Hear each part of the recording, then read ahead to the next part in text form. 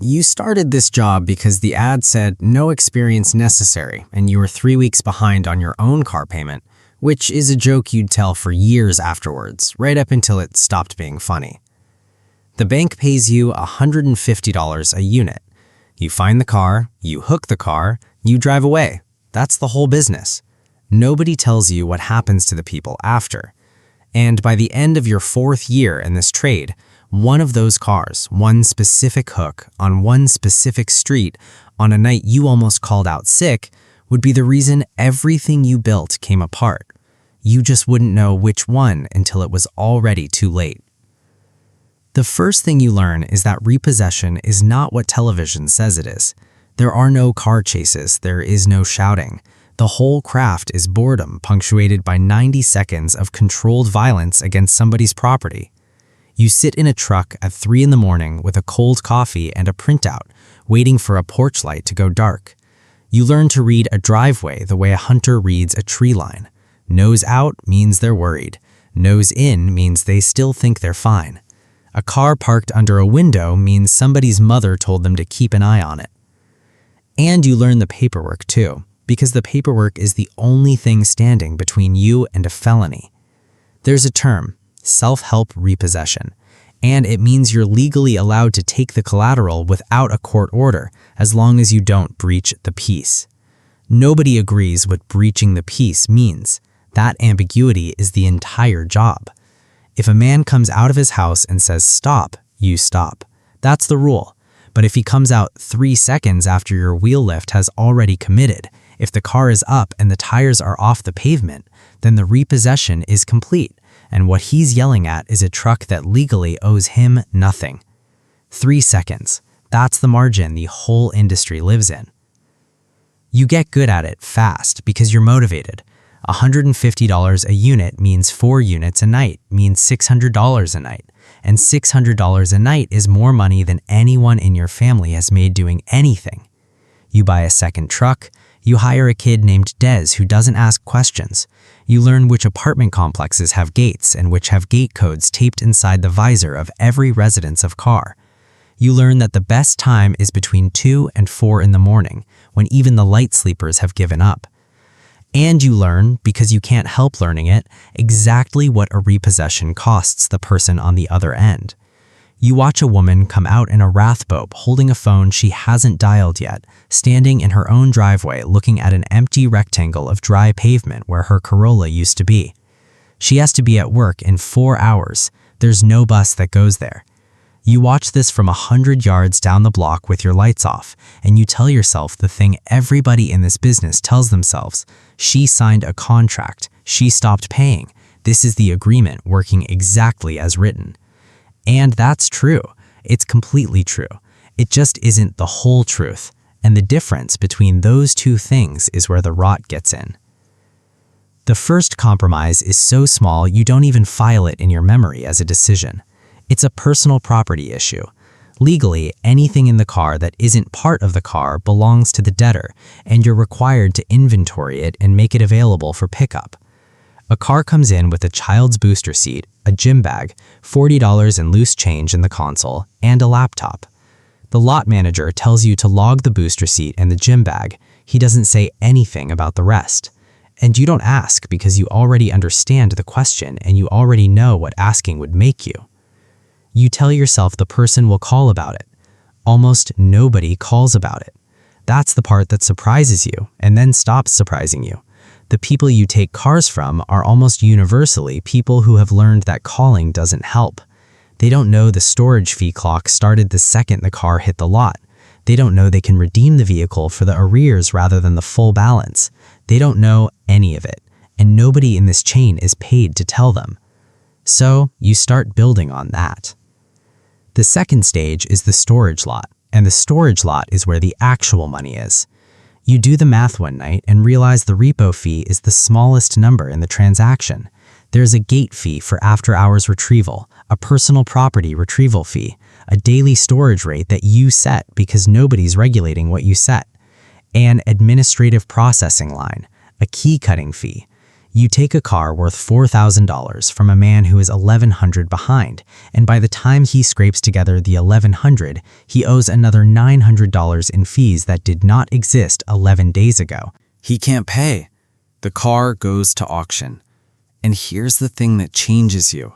You make more money when he can't pay than when he can. Once you see that, you can't unsee it. Every process in your business quietly reorganizes itself around that fact. Your office hours shrink. The phone rings to a voicemail box that fills up. Retrieval appointments are available Tuesday and Thursday, 10 to 2, which happens to be exactly when a person with an hourly job cannot come. None of it is illegal. Every single piece of it is defensible in writing. You have simply built a machine whose most profitable outcome is a person's failure, and then you let the machine run. The third stage is where you stop being a contractor and start being a partner. You've got volume now, 9 trucks, a yard, a dispatcher, and the lenders start treating you differently. A regional finance company that specializes in what the industry politely calls deep subprime brings you in for what they describe as a workflow conversation. Their portfolio is built on people with credit scores in the low 500s at 30% APR on vehicles marked up $2,000 over book. Their model actually doesn't require the loan to be repaid. Their model works best when the borrower makes 11 payments and then defaults, because by then, the down payment plus 11 payments has already covered the wholesale cost of the car, and now they get the car back to sell again to somebody else at another 30%. They ask you to be faster. They ask you to hook on day 31 rather than day 45. They ask you to work with their starter interrupt vendor, the GPS and kill switch box wired under the dash, so that instead of hunting the car, you can simply disable it and let the customer sit in a parking lot until the truck arrives. And you say yes to all of it. And the contract you sign more than doubles your revenue. And you tell yourself you're a service provider. You don't originate the loans. You didn't write the APR. You're just the tow. That's the rationalization at its purest. And it's worth naming what it actually is. It's the belief that a system's harm belongs entirely to whoever designed it and not at all to whoever operates it. Nobody in the chain ever has to hold the whole thing. The lender says they're just underwriting risk. The dealer says he's just selling cars. You say you're just the tow. And the woman in the Roth boat holds it all by herself, because she's the only one standing at the end of the chain with nowhere to pass it. By year 3, you've stopped doing the recoveries yourself. You're in an office with your name on a sign, and the man you were at 3 in the morning with a cold coffee has been replaced by a spreadsheet with a recovery rate column. This is the stage nobody warns you about. Distance doesn't reduce the harm. It just moves it out of your peripheral vision, which feels identical to reducing it. You start referring to people as units. You start talking about the redemption problem, which is your phrase for customers who manage to pay because they cost you the storage revenue and the auction spread. You catch yourself once being disappointed that a woman got her car back. You feel bad about that for about a day and a half. The paranoia comes in around then, and it comes in sideways. A consumer attorney in the county advertising on late-night TV, the kind of ad with a phone number in yellow text asking if a vehicle was taken without proper notice. You start getting demand letters. Most of them are nothing, but your dispatcher mentions offhandedly that one of your drivers had an incident with a hook in a driveway where the owner came out with a flashlight and the driver kept going anyway, 60 yards down the residential street with the man running alongside. That's a breach of the peace so obvious it might as well be a photograph. You fire the driver. You do not report the incident. You classify it internally as a training matter, which is a word you chose because it sounds like an action. Then the complications arrive properly. A woman on the local news, not a lawyer, not an activist, just a home health aide who lost a job because she lost a car, has receipts.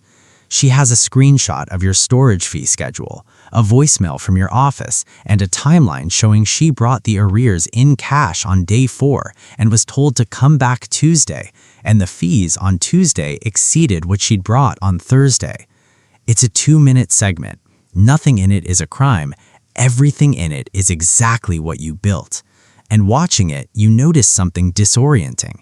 It's the first time in 3 years you've heard the process described by someone who was inside it, and the description is accurate, and it sounds monstrous.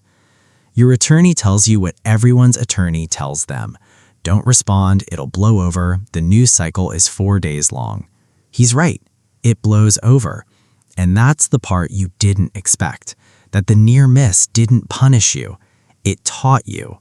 You learn that the exposure risk isn't the harm, it's the documentation of the harm. So you tighten the documentation. Storage fees stop being a schedule on a wall and become a clause on page 4. Retrieval hours stop being posted and start being by appointment. Your drivers get body cameras, which everyone assumes is accountability and which is actually a system for producing exculpatory footage that you control the retention policy for. You are now harder to catch, and nothing you do has gotten better. You've optimized for the audit, not the ethics. And if you're honest with yourself in the parking lot at night, you know those aren't the same, and you know exactly which one you chose. The climax doesn't come from the lawyer or the news or the regulators. It comes from a driveway on a Tuesday in February on a job you almost didn't take because your dispatcher was short and you decided to go out yourself for the first time in 2 years, half nostalgia, half wanting to prove you still could. It's a 15-year-old sedan on a residential street, nose in, porch light off. The file says 4 payments behind, and you notice in the way you notice things you've trained yourself not to think about that the vehicle is on a policy loan with a starter interrupt already installed, which means somebody upstairs already made this person's car not start, and the man has been sitting on it for a week. You back in, you hook, and the porch light comes on before your wheel lift is committed, which means legally you're supposed to release and leave, and you know that. And you have known it for 4 years, and you do not do it. You keep going, because it's 3 in the morning, and you're tired, and you're the owner now, and some part of you has stopped believing the rules apply to the person who writes the invoice. The man who comes out isn't angry. That's the thing you'll replay. He comes out in a work jacket with a lanyard still on because he's on nights, and he doesn't shout and he doesn't run alongside. He stands in his own driveway with his hands at his sides and says out loud to a truck that is already pulling away that his wife has dialysis Thursday. And you drive 2 blocks, and you pull over and you sit there with the engine running and a 15-year-old sedan hanging off your wheel lift, and for the first time in 4 years, the arithmetic doesn't complete. Because you've spent 4 years telling yourself you're just the tow, and you were, right up until you were the one on the hook, and the one on the schedule, and the one who set the fee, and the one who decided the porch light didn't count. There is nobody upstream of you anymore. The chain ends here. It has for a while, and you just hadn't been standing close enough to see it. Here's what happens next, and it's not what you'd want. You don't get arrested. There's no raid, no perp walk, no moment of public reckoning. What happens is that you take the car back. You unhook it in the driveway at 3:40 in the morning and hand a man his keys, and neither of you knows what to say. And then you drive home and you keep operating the business because the business is 9 trucks and a payroll and 40 people's rent, and you have made yourself structurally and able to stop. You change some things. You post the retrieval hours, you cap the storage rate, you cut the after-hours gate fee, and your margin drops about 11%, and none of it undo a single one of the 4,000 recoveries behind you. 2 of your lenders drop you within the year for being slow. A competitor across the county picks up their volume, and he is faster than you and cheaper than you, and he does not post his hours. And every car you decline to take gets taken anyway by somebody with less hesitation. That's the ending. not a downfall, just the discovery that the machine doesn't require you specifically and never did, and that walking away from a lever doesn't turn the lever off. The lesson isn't that repo men are villains, because that's the easy version and lets everybody else off the hook. The lesson is that the most profitable systems ever built are the ones that split a harm into pieces so small that no single person holding a piece ever feels like they're doing it. The lender underwrites, the dealer sells, the vendor installs the kill switch, the driver hooks. Everyone in that line is doing something legal, defensible, and individually minor, and the sum of those minor legal acts is a woman standing in a bathrobe looking at dry pavement. That's the design. It isn't an accident, and the people who benefit from it count on you never assembling the whole picture, because the day you can see all of it at once is the day you can't participate cleanly anymore. Corruption almost never looks like a bribe. It usually looks like a process that works exactly as written.